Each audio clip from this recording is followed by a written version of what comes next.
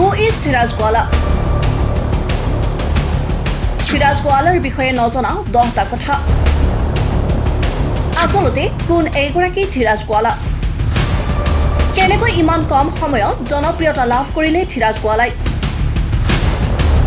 এই সকলোবোৰ জানিবলৈ চাওক আমাৰ এই বিশেষ প্ৰতিবেদন। ধীৰাজ গোৱালা বৰ্তমান অসম চাহ জনজাতি ছাত্ৰ সন্থাৰ সভাপতি। 2004 চনত আটছাত যোগদান কৰিছিল ধীৰাজ গোৱালাই। পানবাৰী প্ৰাথমিক গোটৰ সম্পাদক আছিল ধীৰাজ গোৱালা। পৰৱৰ্তী সময়ত আটছা তিতাবৰ শাখা আৰু যোৰহাট জিলালৈ। ধীৰাজ গোৱালাৰ ঘৰ ক'ত? ধীৰাজ গোৱালাৰ ঘৰ যোৰহাট জিলাৰ তিতাবৰৰ ৰতনপুৰ গাঁৱত। গোৱালাই 2020 চনত ডিব্ৰুগড়ৰ অধিৱেশনত সভাপতি হিচাপে নিৰ্বাচিত হৈছিল। বৰ্তমানলৈকে ধীৰাজ গোৱালা বিবাহপাশত আবদ্ধ হোৱা নাই। বৰ্তমান গোৱালাই সভাপতি হিচাপে দায়িত্বভাৰ গ্ৰহণ কৰা 3টা বৰ্ষ চলিত আছে।